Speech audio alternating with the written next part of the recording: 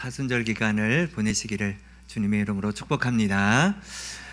우리 하나님 사랑하신 분들은 아멘 하시길 바랍니다. 아멘. 오늘 말씀은 거룩함의 DNA라는 제목을 가지고 함께 말씀을 나누려고 합니다. 오늘 말씀은 우리가 잘 접할 수 있는 그런 말씀이 아닙니다. 오늘 말씀은 민수기 4장 원래 1절부터 20절까지 말씀을 읽었어야 되는데 시간상 15절부터 20절까지 말씀을 우리가 읽었습니다. 사실은 이 말씀이 처음 오늘 본문의 말씀을 접하시는 분들도 있을 것 같은데요. 오늘 본문은 그래서 설명이 좀 많이 필요합니다. 그래서 오늘 설명을 좀 많이 드릴 텐데요. 설명을 드리지만 이 설명 가운데에서 또 하나님께서 우리에게 주시는 또 영적인 깨달음이 있게 될 줄로 그렇게 믿습니다. 마지막 부분에는 메시지가 있긴 하지만 오늘 조금 더 설명을 들으면서 오늘 말씀을 나누려고 합니다. 지난주부터 우리가 민수기의 말씀을 우리가 보고 있습니다. 민수기는 모세 오경 중에 하나입니다. 모세의 오경은 이미 나와 있는 것처럼 5가지의 책으로 되어 있습니다. 창세기, 출애굽기, 레위기, 민수기, 신명기. 이렇게 5가지의 책을 모세의 오경이다 이렇게 이야기하고요. 민수기는 이 책에서 4번째에 속해 있는 책이 이 민수기입니다. 모세의 오경을 보통 율법서라고 이야기를 하고요. 유대인들에게 있어서 가장 중요한 이 율법서를 토라라고 그렇게 부르지요. 굉장히 중요하고 어릴 때부터 자녀들에게 이 토라, 이 율법서를 외우게끔 그렇게 하고 있습니다.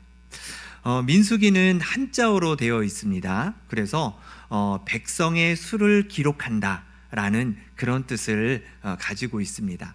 영어로는 넘버스라고 되어 있어서 숫자라는 뜻의 넘버에 s가 붙어서 넘버스, 그래서 고유명사 민수기라는 고유명사가 됩니다. 왜 이런 제목을 붙였냐면은 우리가 지난 시간 우리가 1장 말씀을 보았을 때에도 그때 12지파를 계수하게 되었죠.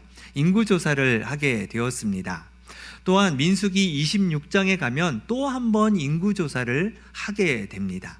그리고 오늘 본문에서도 사실은 1절부터 우리가 좀 보게 되면은 알게 되다시피 우리가 레위지파의 인원을 계수하는 인구조사를 하는 그러한 내용입니다. 인구의 숫자를 세다 보니까 민수기로 하면은 좋겠구나 이렇게 해서 아마 민수기로 이 이름이 정해진 것 같습니다. 그런데 원래 히브리어로는요 이 민수기의 제목이 바미드바르라는 그러한 이름입니다. 바미드바르 발음도 되게 어려운데요. 이 바미드바르라는 이 의미는 광야에서라는 뜻을 가지고 있습니다. 광야에서. 그래서 민수기 말씀을 이렇게 쭉 읽어보셔서 아시는 분들도 있겠지만 광야에서 이스라엘 백성들이 어떻게 생활했는지를 보여주고 있는 것이 이 민수기 전체의 내용이죠. 이스라엘 백성들이 광야에서 몇 년 동안 있었죠? 바로 그거예요. 정답입니다. 40년 동안 이스라엘 백성들이 광야 생활을 합니다. 그래서 이 민수기는요, 이 광야 생활 40년 동안 가장 중요한 사건을 중심으로 이루어진 책이 바로 이 민수기라는 것이죠. 그래서 사실은 우리가 민수기를 쭉 읽어보면 이걸 꼭 민수기라고 해야 되나? 인구조사보다는 광야의 생활이 훨씬 더 많은데 원래 히브리어의 제목처럼 광야에서 이스라엘 백성들이 훨씬 더 나은데 라고 생각이 드실 것입니다. 그런데 이제 민수기라는 이름을 바꿀 수는 없지만 여러분들 민수기라는 책을 볼 때에 이스라엘 40년 광야 생활 이렇게 이해하시고 민수기를 나중에 또 한번 읽어보시면 굉장히 많은 은혜가 될 것이라 서 그렇게 생각이 되어집니다. 민수기의 가장 중요한 제목은 이것입니다. 광야에서 거룩하게 살기. 한번 따라해 보실까요? 광야에서 거룩하게 살기. 광야에서 거룩하게 살기입니다. 아니 광야에서 먹고 살기도 힘든데 거룩하게 살기라니 참 이 주제가 참 맞지 않은 것 같습니다. 그런데 이 말씀을 통해서 주시는 그 주제가 어떤 의미냐? 먹을 것도 없고 도움을 받을 수도 없고 아무것도 없는 그러한 황량한 광야에서 하나님은 먹을 것을 책임져 줄 테니 너희는 하나님의 백성답게 거룩하게 살라라는 말씀이 이 민수기의 주제라는 것이죠. 주제에 맞게 오늘 본문의 말씀은 하나님께서 거룩하게 세워놓으신 것들을 오늘 말씀해주고 있습니다. 거룩하게 구별한 것이 어떤 것이 있느냐? 첫 번째로는요, 성막이 오늘 나옵니다. 하나님께서 이스라엘 백성 가운데에 함께 하시기 위해서는 이 성막을 지으라고 말씀하셨죠. 그래서 하나님께서 이 성막을 임재하시게 됩니다. 이 성막 안에는 성소가 따로 있습니다. 이 성소는 제사장만이 들어갈 수 있고 제사장만이 하나님을 섬길 수 있도록 해놓은 것이죠. 성막 안에는 이 바깥틀과 성소가 있는데 이 바깥틀에는 이스라엘 백성들이 들어갈 수 있지만 이 성막 안에는 바로 제사장만, 구별되어 놓은 제사장만 들어갈 수 있습니다. 그리고 또 하나 하나님께서 구별해 놓으신, 거룩하게 구별해 놓으신 것이 있는데 그것이 바로 레위 지파입니다. 레위 자손. 이 레위 자손에 속해 있는 것이 바로 제사장이죠. 제사장은 이 레위 지파에서만 제사장으로 섬길 수가 있습니다. 하나님은 다른 지파와 구별해서 레위 지파를 하나님께서 구별해 놓으셨는데요, 민수기 3장 12절 말씀에 이렇게 이야기하십니다. 보라, 내가 이스라엘 자손 중에서 레위인을 택하여 이스라엘 자손 중에 태를 열어 태어난 모든 맞이를 대신하게 하였은즉 레위인은 내 것이다, 이렇게 말씀하세요. 레위 자손은 내 것이래요, 하나님께서. 그러니까 하나님이 거룩하신 분이니까 거룩하게 내 것으로 구별해 놓으셨다라는 것이죠. 원래 이스라엘은요, 맞이, 첫 번째 태어난 아들은 하나님의 것으로 구별해 놓았습니다. 그런데 이제 그렇게 하지 않겠다라는 거예요. 그렇게 하지 않고 이제 레위 지파가 그 맞이 역할로 내가 그들을 구별해서 그들을 거룩한 내 것으로 만들겠다, 이렇게 말씀하고 있는 것이지요. 그래서 레위 지파는 구별되어져서요, 하나님이 임재하시는 성막을 섬기고 봉사할 수 있도록 그렇게 하셨던 것입니다. 다른 12지파는 이곳에 속할 수가 없습니다. 오직 레위 지파만 성막을 봉사할 수 있는 거예요. 거룩한 하나님의 성막을 구별해 놓은 레위 지파만 섬길 수 있었던 것입니다. 레위 지파는 이스라엘 12지파에 속하지 않습니다. 따로 분리되어 있어요.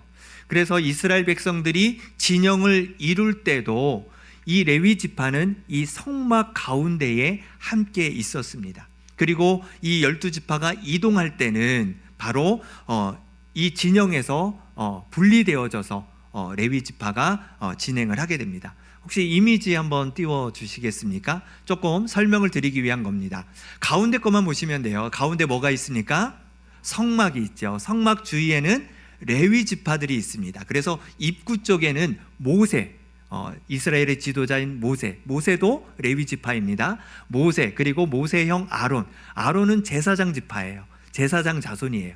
그래서 제사장들과 그리고 나머지 오늘 본문에 나올 고앗, 또 무라리, 게르손, 이 이제 레위의 세 자손입니다. 이렇게 해서 동서남북으로 이루어져서 성막을 이렇게 에워싸 가지고 함께 진영을 이루게 됩니다. 나머지 12지파는 바깥쪽으로 구성되어 있습니다.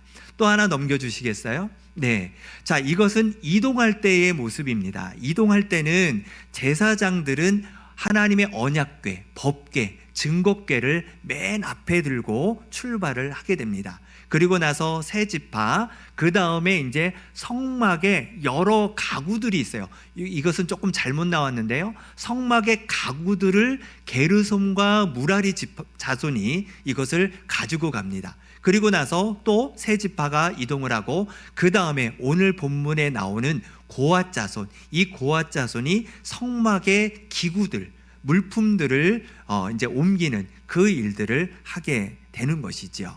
조금 이해가 되셨습니까? 네, 이스라엘 백성들의 진영과 움직일 때에 이러한 모습으로 진영을 이제 움직이게 됩니다. 네, 닫아주셔도 되겠습니다. 그래서 레위 지파를 하나님께서 구분하셨는데요, 방금 말씀드린 것처럼 레위 지파에는 세 자손이 있어요. 그래서 게르손, 고앗, 무라리 이렇게 세 자손인데요, 한번 따라해 보시겠습니까? 게르손, 고앗, 무라리. 예, 참 발음도 어렵습니다. 네, 이렇게 세 자손들이 하나씩 그 성막의 역할들을 맡게 되는 거예요. 그래서 오늘 고앗에 대한 설명을 지금 하고 있습니다. 이 성막을 섬기는 데 있어서 이 레위 지파 중에서도 다 섬길 수 있는 것이 아니고요, 나이 제한을 둡니다. 오늘 이 나이 제한이 3절에 나와 있는데요, 30세 이상이고 50세 이하입니다. 그러니까 총 20년 동안 이 성막을 섬길 수 있는 거예요. 뭐 길다면 길 수도 있고 짧으면 짧을 수 있다 생각이 들 수 있습니다. 왜 30세로 이렇게 나이를 정했냐면, 우리나라에서는 아직 30세 하면 청년이잖아요. 네. 그런데 그때 당시만 해도 청년을 지나서 이제 중년의 시작을 의미하고 있죠. 그래서 조금 성숙함이 있는 그러한 나이를 의미합니다. 50세는 당시 수명이 좀 짧았기 때문에 50세 이상부터는 노화가 점점 빨리 진행이 됩니다. 그래서 노화가 되기 전, 그래도 좀 힘이 있을 때에 이 성막의 물건들을 이동해야 되잖아요. 광야를 이동해야 되기 때문에 어느 정도 힘이 있는 그 나이로 제한을 한 것입니다. 그래서 30세에서 50세로 이렇게 되었죠. 우리 교회도 뭐 50세까지 할까요? 그거는 아니죠. 아직 우리는 더 많이 섬기실 수 있을 것 같습니다. 이것은 고앗 자손에게만 정해진 나이가 아니에요. 또 게르손, 무라리 자손들도 동일하게 30세에서 50세로 정해져 있습니다. 그러면 고앗이 담당하는 것이 기구물이라고 아까 말씀을 제가 드렸는데, 그 구체적인 것이 오늘 5절에서 14절의 말씀으로 나와 있습니다. 거기서 어떤 것들이 있느냐? 첫 번째가 증거궤입니다. 증거궤는 법궤, 언약궤를 말하는 것이죠. 하나님께서 그곳에 임재하시는 거죠. 성소는 성소와 지성소로 나누어져 있습니다. 지성소에 봐도 이 언약궤가 그곳에 이렇게 두어 있지요. 그래서 이 지성소에는 모든 제사장들이 다 들어갈 수 없고 대제사장만이 들어갈 수 있고요, 1년에 딱 한 번만 들어갈 수 있습니다. 그냥 들어가면 그 자리에서 그냥 죽게 되어 있어요. 거룩하지 않기 때문에 그렇습니다. 그래서 이 언약궤를 이제 쌓아야 되는 부분이 있고요, 그리고 성소에는 진설병, 오늘 본문 7절에 나와 있는 것처럼 진설병 상과 9절에 나와 있는 등잔대, 이것은 성소 안에 있는 제사장들이 사용하는 기구들입니다. 그리고 바깥 뜰이 있어요. 성소 바깥 뜰에는 제단이 있습니다. 이 11절에 제단이 나와 있는데, 이거와 관련된 모든 기구물들, 이 기구물들을 옮기는 역할이 고앗 자손이 하는 그러한 일들입니다. 그러면 이 물건들을 정리를 누가 하냐? 이 정리는 제사장들이 하는 거예요. 네, 제사장들의 물건이기 때문에 제사장들이 그 모든 물건을 싸게 됩니다. 그래서 오늘 제사장들이 청색, 홍색, 자색 이런 보자기들을 이용해서 그것들을 덮어서 싸게 되죠. 이렇게 다양한 색깔을 하는 이유는 바로 구별하기 위해서 그래요. 이 물건은 여기 있구나, 이렇게 구별하기 위해서 그렇게 보자기를 사용을 합니다. 그러면 이 쌓아놓은 이 지성물들을 이 고앗 자손이 이제 들고 옮기는 것이죠. 어떻게 옮기냐? 메고, 어깨에 메고 그것을 옮겨야 됩니다. 중요한 것은 이 고앗 자손은 이 지성물을 절대로 건드려서는 안 됩니다. 오늘 본문 15절 후반절에 보니까요, 그러나 성물은 만지지 말라, 그들이 죽으리라, 이렇게 말씀하고 있습니다. 그리고 제사장들이 성물을 싸고 있을 때 잠깐이라도 들어가서 성소를 보면은 안 됩니다. 그래서 20절에도 그들은 잠시라도 들어가서 성소를 보지 말라, 그들이 죽으리라, 이렇게 말씀하고 계십니다.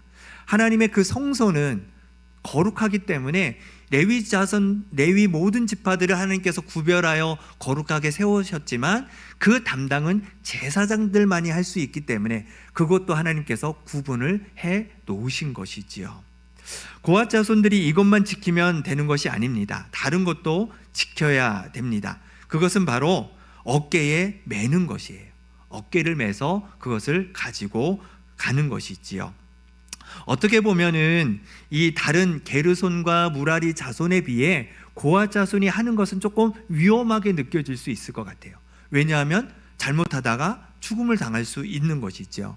겁이 나긴 하지만 그래도 기본적으로는 만지지 말라, 보지 말라 이렇게 말씀하셨기 때문에 그것을 잘 지키면 전혀 문제가 되지 않는 그러한 역할을 이 고앗 자손들이 담당하게 됩니다. 그리고 말씀드린 것처럼 어깨에 반드시 매야 됩니다. 어떠한 짐을 나를 수 있는 동물을 사용하거나 수레를 이용해서는 결코 안 됩니다. 오늘 본문 말씀 15절 말씀에서도 마지막 그 전반부에 고앗 자손들이 와서 맬 것이다 이렇게 표현하고 있는 것이죠. 다윗 시대에 이 규정을 지키지 않아서 죽게 되는 사건이 있었습니다. 다윗이 하나님의 그 언약궤를 다윗성으로 옮기려고 했죠. 그때 새 수레를 가지고 우사와 아효가 그것을 몰고 가게 됩니다. 그런데 갑자기 소들이 뛰게 되는 거예요. 그래서 우사가 언약궤가 떨어질까봐 그 언약궤를 붙들게 되죠. 그래서 그 자리에서 안타깝게 죽게 됩니다. 두 가지를 순종하지 못한 거예요. 첫 번째, 이 언약궤와 같은 이 기구물들은 어떻게 해야 되죠? 어깨에 매야 되는 거예요. 수레나 이런 동물에 의존하는 바람에 결국은 이렇게 되었고 만지지 말라고 했는데 바로 이 우사와 아효는 고앗 자손이었습니다. 그러니까 지성물을 만질 수 없는 사람들이었던 것이죠. 결국 이로 인해서 안타까운 죽음을 맞게 됩니다. 규정대로 지었기 때문에 말씀에 순종하지 못한 결과였습니다. 하나님이 임재하시는 성소 그리고 하나님께서 구별하신 레위 지파 그중에 고앗 자손의 그 역할에 대해서 오늘 제가 설명을 드렸습니다. 오늘 이 말씀을 통해서 하나님께서 오늘 우리에게 어떠한 말씀을 하시는지를 우리가 잠깐 말씀을 나누도록 하겠습니다. 첫 번째로는요, 교회는 거룩한 공동체라는 것이지요. 거룩한 공동체라는 것을 우리가 믿는 것이 중요합니다. 거룩한 공동체야 라는 것을 우리가 믿는 것이 중요한 거예요. 하나님은 거룩하신 분이십니다. 이스라엘 백성 가운데에 성막을 만들게 하시고 그 가운데에 거룩한 하나님이 임재하셨죠. 그로 인해서 이스라엘 백성들은 거룩한 공동체가 되어진 것이죠. 하나님께서는 이 성막 가운데에 하나님께서 임재하셔서 이스라엘 백성들을 다 만나실 수는 없었습니다. 하지만 제사장들을 통해서 하나님께서 만나 주신 것이죠. 그래서 제사를 통해서 하나님께서 이스라엘 백성 가운데 함께 하셨습니다. 5가지 제사가 있어요. 번제, 소제, 화목제, 속건제, 속죄제. 이러한 제사를 통해서 하나님께서는 이스라엘 백성들을 만나 주셨죠. 그래서 이스라엘 백성은 거룩한 공동체였습니다. 마찬가지로 오늘날 교회 공동체도 거룩한 공동체라는 것입니다.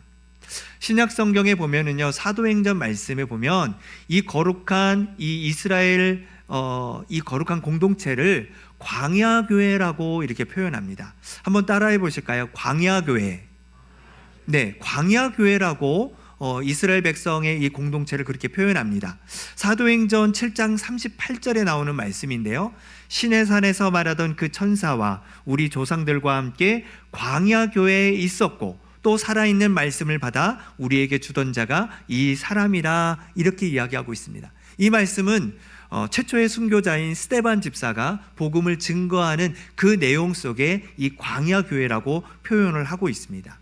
광야교회는 가나안 땅을 향해 나아가는 바로 이스라엘 공동체를 말하는 것이죠. 그래서 광야교회는 이동하는 교회였습니다. 움직이는 교회였던 것입니다. 이동할 때마다 이 제사장들과 레위 지파가 함께 성막을 정리하고 또 머무르게 되면 함께 그 성막을 세팅하는 그 작업을 함께 했던 것이죠. 광야 교회는 하나님께서 함께 하심으로 거룩한 공동체의 모습을 갖추고 있었습니다. 오늘날 교회도 마찬가지입니다. 성자 하나님이신 예수 그리스도로 세워진 거룩한 공동체가 바로 교회입니다. 에베소서 5장 27절 말씀에 교회를 이렇게 말하고 있습니다. 자기 앞에 영광스러운 교회로 세우사 티나 주름 잡힌 것이나 이런 것들이 없이 거룩하고 흠이 없게 하려 하심이라 말씀하고 있습니다. 교회가 어떤 곳이냐? 티나 주름 잡힌 것이 없다라는 거예요. 거룩하고 흠이 없게 하셨다라고 말씀하고 있는 것입니다. 이 지상에 있는 모든 하나님의 이름으로 세워진 예수 그리스도가 머리가 되어주시는 우리 모든 이 지상의 교회는 바로 거룩한 공동체로 하나님께서 세워주셨다라는 사실을 여러분 우리는 믿어야 됩니다. 하지만 어떻습니까? 이 지상의 교회들을 바라볼 때에 이 거룩함을 잃어가고 있는 그러한 현실을 우리가 마주하게 됩니다. 요즘 나라가 참 어지럽습니다. 그 어지러운 상황 중심에 교회가 있어요. 한국교회가 있습니다. 교회가 이 상황에서 무엇을 해야 될지를, 이 거룩한 공동체가 무엇을 해야 될지를 잃어버리고 있습니다. 정치적인 성향을 떠나서 하나님 나라의 그 본질을 잃어버리고 있는 이 안타까운 현실을 바라볼 때에 참 마음이 속상합니다. 교회도 갈라지고 있고 목회자들도 갈라지고 있고 성도들도 갈라지고 있고, 이것이 십자가 복음이 우리에게 말씀해주고는 그 의미인가? 너무나도 안타깝습니다. 그러다 보니 여러분들 마음속에 어떤 생각이 드십니까? 교회가 도대체 무엇을 해야 되는가? 이 땅에 정말 교회가 필요한 것인가? 교회의 목적이 무엇인가? 하나님께서 교회를 소망으로 세워주셨는데 진짜 교회가 소망인가? 아마 여러분들 안에도 그러한 생각들이 많이 드실 거라 생각이 되어집니다. 우리 안에 교회에 대한 실망감, 회의감, 이런 것들이 너무나도 많습니다. 하지만 우리는 분명히 알아야 됩니다. 성경이 그렇게 기록하고 있기 때문에 그렇죠.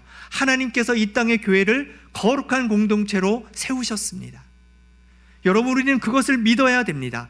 비록 눈에 보이는 현상은 그렇게 보이지 않더라도 하나님께서는 이 땅 가운데 거룩한 공동체로, 이 세상에서 구별된 공동체로 우리 교회를 세워주신 것입니다. 이 땅의 모든 교회를 하나님께서 그렇게 세워주신 것이지요. 그 거룩한 공동체의 그 근거가 바로 하나님의 말씀입니다. 아까 에베소서 5장 27절에 말씀을 드린 것처럼 티나 주름 잡힌 거나 거룩하고 흠이 없게 이 땅의 모든 지상의 교회를 하나님께서 세우셨습니다. 그래서 우리는요, 교회는 거룩해야 돼. 교회는 우리가 거룩하게 만들어야 돼. 교회는 거룩함을 추구해야 돼 라는 그러한 믿음과 우리의 인식과 고백과 선포가 필요합니다. 우리는 스스로 교회를 비방해서는 안 됩니다. 아유, 교회가 왜 그래? 교회가 자꾸 썩어가고 있어. 희망이 없어. 교회가 망해가고 있어. 여러분, 우리는 그러한 생각과 부정적인 그러한 언어를 사용해서는 안 됩니다. 왜냐하면 교회 대신 예수 그리스도를 우리는 욕되게 하는 것입니다. 우리가 세웠으면 우리가 욕먹으면 됩니다. 하지만 예수 그리스도의 그 십자가의 은혜로 세워진 것이 교회가 아니겠습니까? 성령의 임재하심 가운데에 교회가 세워진 것이 아니겠습니까? 그렇기 때문에 교회는 거룩한 그러한 공동체라는 사실을 우리는 분명히 믿어야 됩니다. 그리고 이 거룩한 공동체를 하나님께서 세워주셨을 뿐만이 아니라 하나님께서는 주님이 오시는 그날까지 이 공동체를 세워갈 것입니다. 누구를 통해서요? 우리를 통해서요. 하나님께서 우리를 거룩한 존재로 불러주셨기 때문에 우리는 바로 이 거룩한 공동체를 우리는 세워가야 됩니다. 프랑스 종교개혁자 장 갈뱅은 이렇게 말합니다. 교회의 탁월함은 교인 수의 많고 적음에 있는 것이 아니라 거룩함에 있다 라고 우리에게 말씀해주고 있습니다. 비록 이 땅에 있는 교회의 모습이 여전히 불안하고 부족합니다. 거룩하기보다는 어쩌면 세속적인 것 같습니다. 하지만 하나님은 반드시 교회를 거룩하게 만드실 뿐만이 아니라 우리를 통해서 하나님의 그 거룩한 공동체를 세워가 주실 줄로 믿습니다. 하나님께서 우리 공동체를, 또 한국교회 공동체를 반드시 그렇게 세워가실 것을 우리가 믿고 기도하며 나아갈 수 있는 우리의 모습이 될 수 있기를 바랍니다. 두 번째로는요, 좀 전에 말씀드린 것처럼 우리를 거룩한 존재로 부르셨다라는 확신을 가져야 됩니다. 우리는 부르셨습니다. 부르셨지만 우리가 분명한 확신을 가지고 살지 않으면 우리 자체도 흔들려 버리기 때문에 그렇습니다. 하나님께서 성막을 섬기기 위해 누구를 세우셨습니까? 레위 지파를 세우셨습니다. 그들을 구별하셨어요. 그리고 오늘 본문의 말씀에서는 그 고앗 자손이 하나님의 그 성물을 어깨에 메고 가는 그 역할을 하나님께서 주셨습니다. 왜 하나님께서는 레위 지파를 세워주셨을까요? 레위 지파가 죄도 안 짓고 하나님의 말씀에 늘 순종했기 때문에 레위 지파를 세우셨을까요? 그렇지 않습니다. 그렇게 따지고 보면 유다 지파가 세우는 것이 훨씬 더 맞습니다. 왜냐하면 유다 지파 자손 중에 누가 나옵니까? 다윗이 있죠. 위대한 다윗이 있습니다. 다윗의 자손이 누구입니까? 예수 그리스도시죠. 분명한 명분이 있습니다. 유다 자손이 당연히 거룩하게 구별되어져서 하나님의 성막을 지키는 것이 어쩌면 당연하게 생각할 수 있습니다. 그런데 하나님께서는 유다 지파를 선택하지 않으시고 레위 지파를 선택하셨습니다. 레위 지파는 대단한 지파일까요? 그렇지 않습니다. 레위 지파는 레위라는 야곱의 셋째 아들이 바로 레위이지요. 레위는 살인자였습니다. 그런데 그가 성막을 담당했다? 부적합한 지파이지요. 그럼에도 불구하고 하나님께서 이 레위 지파를 세우셨다라는 거예요. 레위 지파가 잘한 것이 하나가 있습니다. 시내 광야에 왔을 때에 이스라엘 백성들이 모세가 없는 사이에 우상을 섬기게 되죠.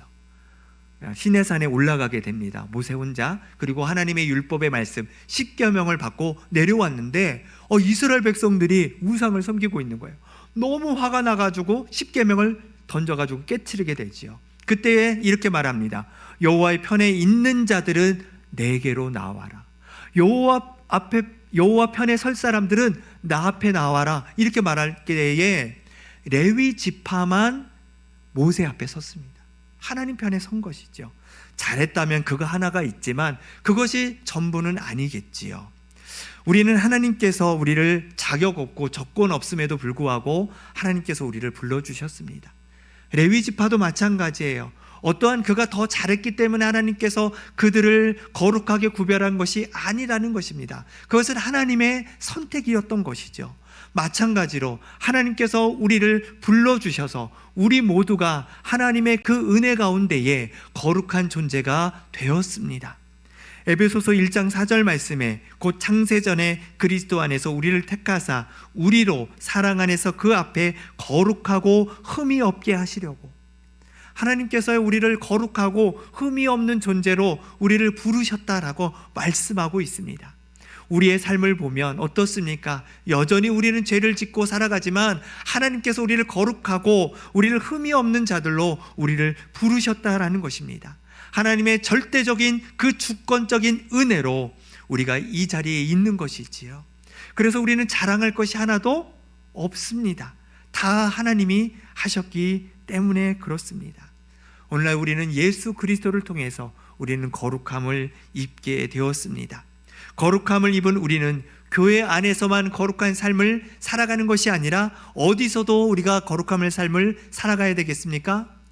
광야 같은 세상에서 살아가야 되는 것이죠. 거룩은 세상과 분리되는 것을 말하는 것이 아니라 세상에서 구별되는 것을 말하는 것입니다. 우리가 분리되어져서 살아가는 것이 아니에요. 우리는 그 속에서 구별되며 살아가야 되는 것이 거룩함이라는 것입니다. 여러분, 절은 어디에 있습니까? 산에 있습니다. 분리되어 있어요. 세상과. 교회는 어디 있습니까? 세상에 있어요. 세상에서 구별된 하나님의 거룩한 존재로 살으라고 하나님께서 교회를 세상에 있게 하시는 것입니다. 그렇습니다. 우리가 이 세상에서 구별된 삶으로 살아가기 위해서는 하나님의 말씀이 필요한 것이죠. 그 말씀을 통해서 우리는 거룩하고 구별된 인생을 살아갈 수 있습니다.